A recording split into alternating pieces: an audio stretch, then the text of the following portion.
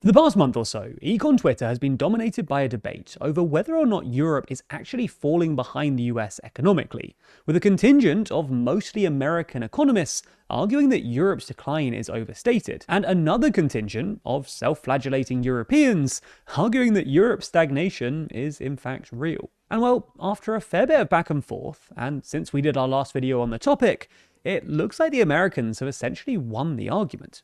So in this video, we're going to explain why, according to the best data available, Europe is actually keeping pace with the US, and why it matters.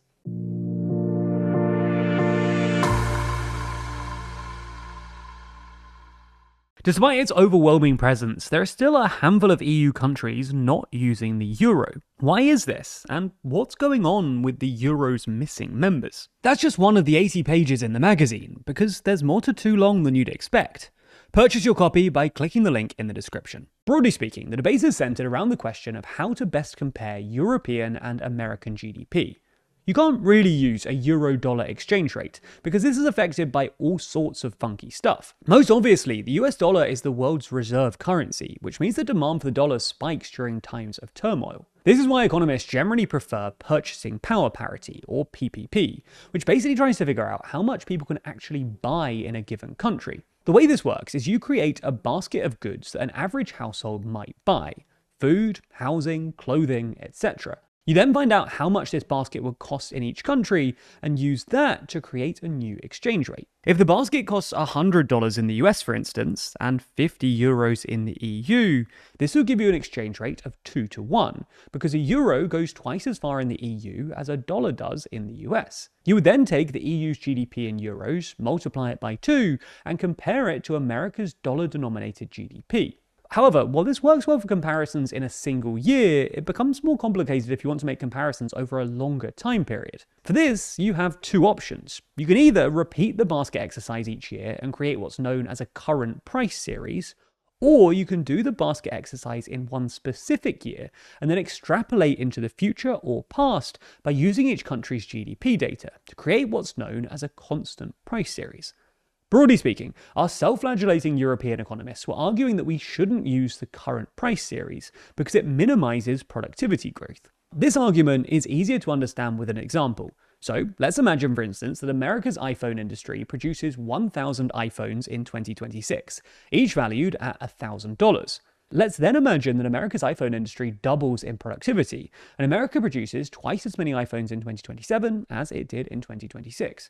America's economy has clearly grown. However, if this doubling of production leads to a halving of prices, then it won't show up in current price sales. After all, according to current price sale data, in 2026, the US produced $1 million worth of iPhones, and in 2027, it again produced $1 million worth of iPhones. This clearly overlooks some real productivity gains, and is the main reason to use the constant price series. In response, our American economists made two counter-arguments. The first is that extrapolating out a basket of goods from one specific year forces you to rely on real GDP estimates from national statistics agencies, which are calculated taking their country's nominal GDP and accounting for inflation. The problem here is that different agencies use wildly different methodologies. To illustrate this, let's go back to our iPhone example. Some statistical agencies might look at the price: the iPhone got 50% cheaper between 2026 and 2027, and, well, that's it. Others, however, might try and factor in the fact that the iPhone got better in some way. Maybe the battery life got better. These statistical agencies will then try to adjust for this, and thus conclude that the quote-unquote real price of an iPhone fell by more than 50%. And, well, it turns out that America's statistical agency does this more aggressively than anyone else. This is why, for instance, America's statistical agency thinks that TV's prices fell by 85% between 2005 and 2015, while Japan's statistical agency thinks that they increased by 8%. America's statistical agency is trying to account for the fact that the TVs also got better in this time. Japan's isn't. The net effect of this is that America consistently claims that it has lower inflation than other countries, and therefore higher GDP growth. This persistent methodological difference explains why, on the current price series, America outperforms Europe with suspicious consistency. This consistency ultimately yields some absurd results. The OECD's current price series, for instance, which uses 2021 as the anchor year, thinks that Western Europe's economy was 30% bigger than the US's in 1990, and that even Italy was 20% more productive. This is just not true, and it's clearly the result of the fact that this methodological quirk overstates America's growth to the point that, if you work back from 2021, you'll end up claiming that America's economy started off behind Italy in 1990, because this is the only way to fit all of this overstated growth in. The second counterargument, and arguably the knockout blow in this debate, is that our European economists are essentially conflating two separate things, namely productivity and purchasing power. It's true that a constant price series is better at capturing changes in productivity, but well, if it's productivity you're interested in, there are better and less convoluted metrics than PPP series anyway, which are specifically designed to measure purchasing power. Purchasing power is probably a better proxy for economic well-being, and the current price series is clearly better at this, because, well, who cares how much an iPhone used to cost? What matters is how much it costs today. And well, on this measure, Europe looks like it's doing just fine. According to the Penn World Table, which is probably the most accurate current price series available, Europe's purchasing power has basically kept pace with America's, especially once you account for working hours. Now, this does create somewhat of a paradox. How come American productivity gains, which has grown faster than Europe, haven't been translated into better living standards? Well, this isn't a total answer, but it's worth noting that most of America's productivity gains have come from its tech sector.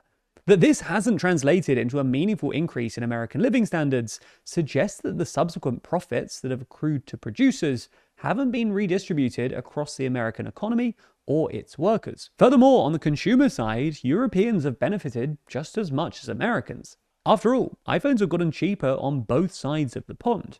Now, to be clear, this does not mean at all that the European economy is perfect. However, it does mean that if the question is, how do we improve European living standards, then become more like America, which is many European policymakers' default response, isn't necessarily the correct answer. The latest issue of our magazine is out now, and if you want our best value ever, subscribing and using code SUMMER26 gets you your first copy for as cheap as £4.99, as well as 20% off as long as you stay subscribed. I told you about one of the articles at the start of this video, but this issue is truly jam-packed with content from all around the world. Obviously, the headline section is our rundown of Trump's wars around the world, discussing all of the different countries and regions that have faced Trump's military wrath, going nation by nation through our timeline, and reaching the ultimate question, has Trump created the modern holy war? From there, we dive into our regional sections, starting with the UK, where we unpack the results of the recent elections, take a look at the UK's odd foreign posture, and discuss if Britain has become ungovernable. Then in our EU section, we discuss how Russia's sphere of influence is fading, why Europe's energy transition isn't what you'd expect, as well as looking at the Euro's missing members. Finally, in the global section, we discuss whether we're seeing echoes of the First World War, what's next for Iran, as well as what really came from the Gen Z protests we saw emerging last year. That's not even everything. With this 80-page issue, our joint longest ever, there's even more to read than I've been able to mention here. So click the link in the description to learn more and grab your copy today.